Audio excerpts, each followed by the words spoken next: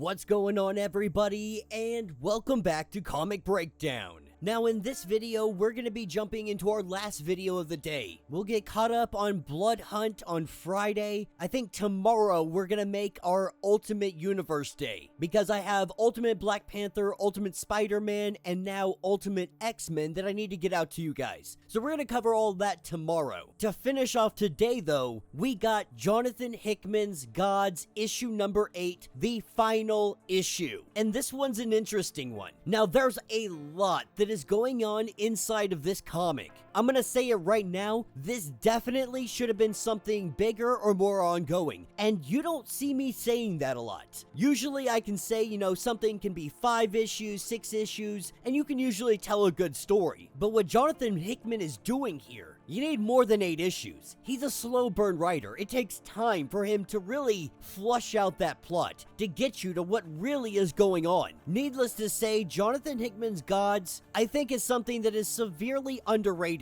The problem could be that a lot of people don't truly understand what's going on here, and we're going to talk more about that once we get to the end of this comic. But I will say that I don't think this is the last that we're going to see of Jonathan Hickman's G.O.D.S., of the stories, the characters, and everything else that he has created. But make sure you guys have subscribed to the channel, make sure that you like this video, and with that being said, let's dive into this breakdown.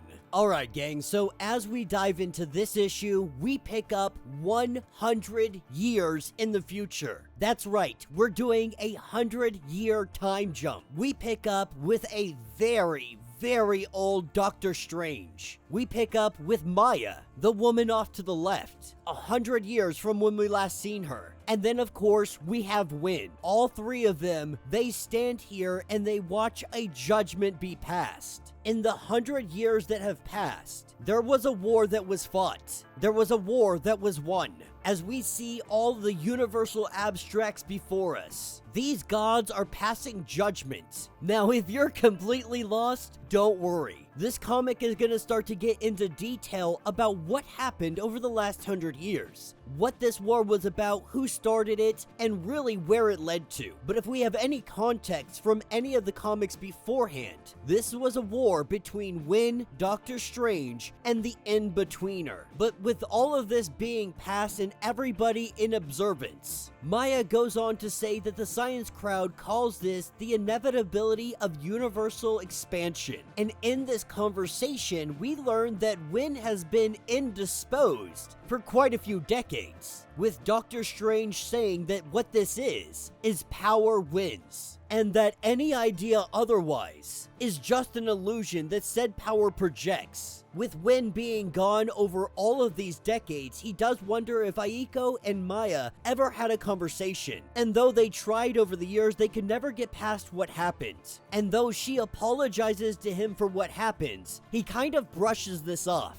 And then he goes and talks with Aiko, asking how Winn is. He says fine, considering the lost time, payment for countless sins, whether it was deserved or not. And if she's being honest with him, she was scared that he would never come back, that he was gone forever, that they all tried to find him. But the truth is, some people just take some things personally. Over his shoulder, this is where we see the In-Betweener. But we pick up the next day. We pick up with Winn and Aiko, and they have headed into this other dimension. This dimension where Dimitri had gone looking for his parents. And while they travel through here, Winn is going on to discuss how everybody has said since he got back that they're sorry for what happened to him. But if he's being honest, he has no idea what they're talking about. He doesn't remember a single thing. For him, this was just lost time. And when he tells people this, they simply say, "Oh." That's how everybody responds. When asked what happened, all they say is that maybe it's best you don't remember. But as they make their way through these corridors, they come up to the body of Dimitri. He was able to find both of his parents, but it cost him his life.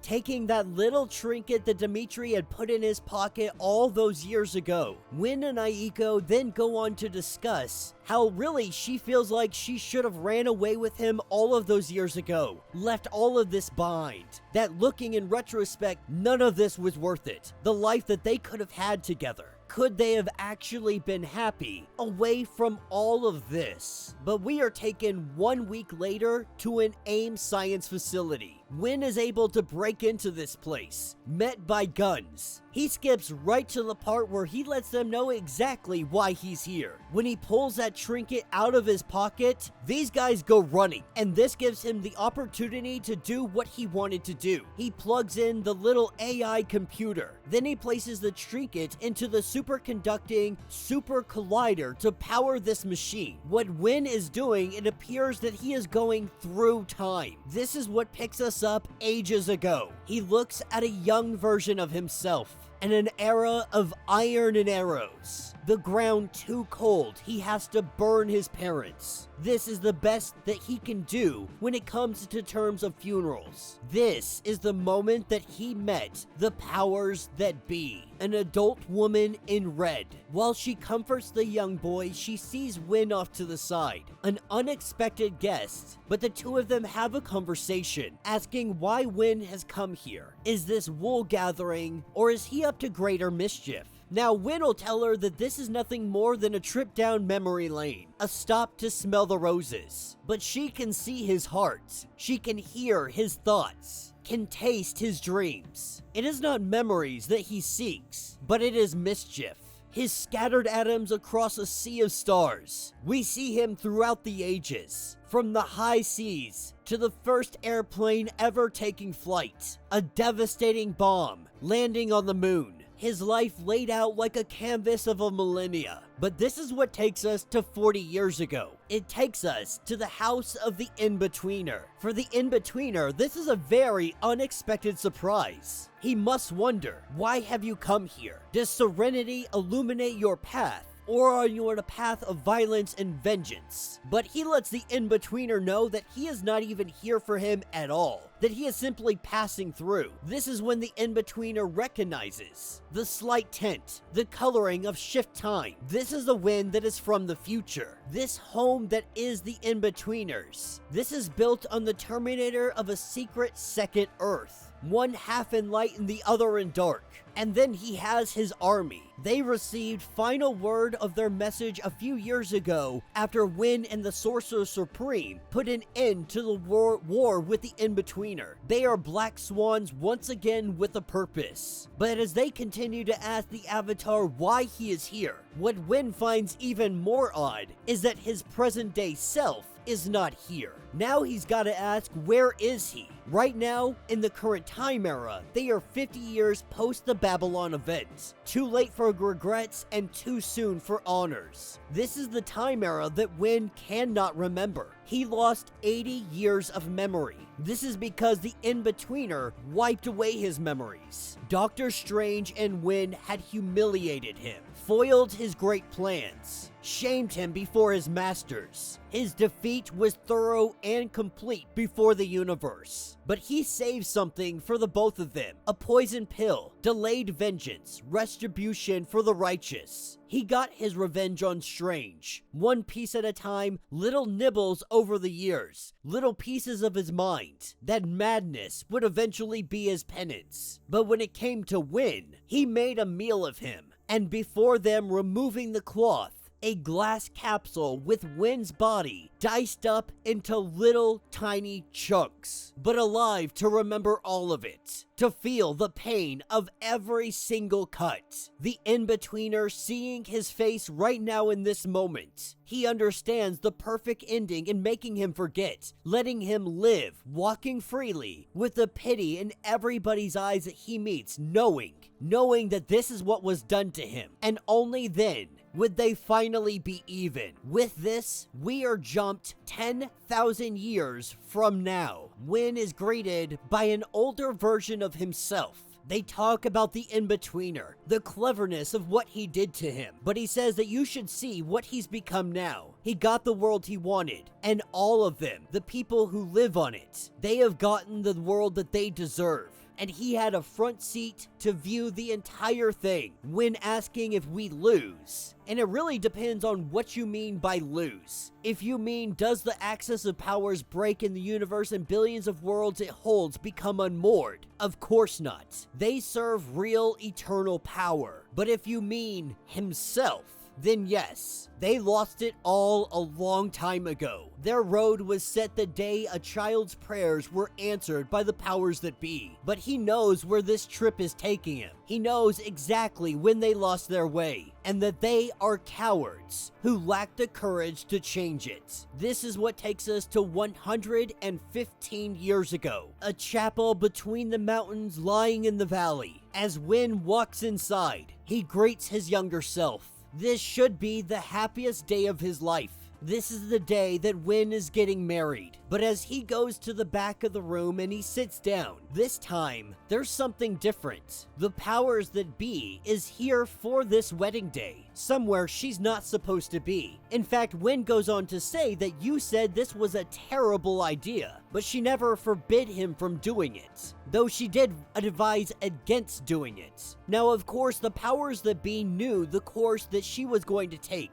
that Aiko was going to take inevitably. And as Win conversates with the powers that be, he lets the powers that be know that Aiko had suggested she would take it all back. That if she could, she would pick them instead of the universal abstracts that are. And the powers that be does believe her, that she's right. Both of them would have been happier together. But what of the worlds? How many times has his hand or her hand done their part in saving them? Win does wonder that you would have found somebody else. The question isn't if they would have found somebody else though. The question is, would they be the perfect man at the perfect time, like Win was? And while it's true he isn't the perfect specimen, he has a defective character. He can be quite the scoundrel, but without hesitation and undying loyalty. He has been one of the best servants to the powers that be, and she tells him that this has not gone unnoticed.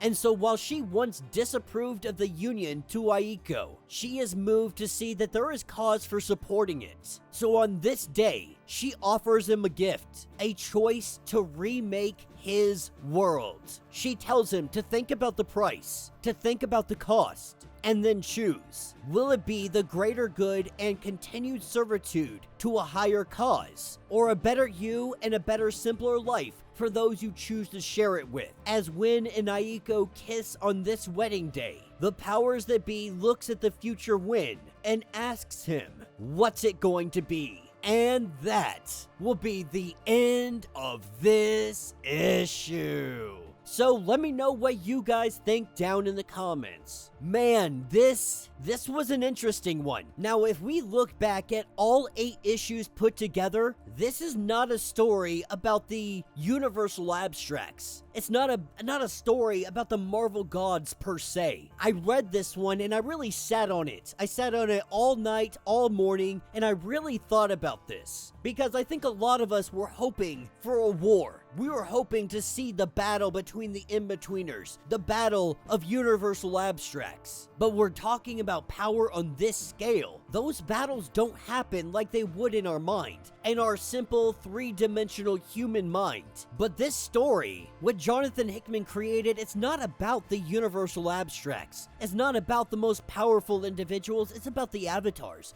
It's about the people's lives that are affected because of the universal abstracts. You know, Win was a very young boy in an era, the Iron Age if you will. He had to burn his parents alive just to give them a funeral, and he prayed. The powers that be is the prayers that were answered. She came down and granted him a new life. But after all of his years of servitude, after enduring what he did at the hands of the in-betweener, she offers him an opportunity to live that life that he could have had. The happy life with Aiko. An opportunity to truly be happy. To truly be free of all of this. Of the burden that he carries. Of the weight of the world on his shoulders. To finally be set free. The question is, do they take it? Does Win take this opportunity to live happily ever after with the woman that he loves? To risk the entirety of the universe? To be with the woman that he wants to be with? To spend his life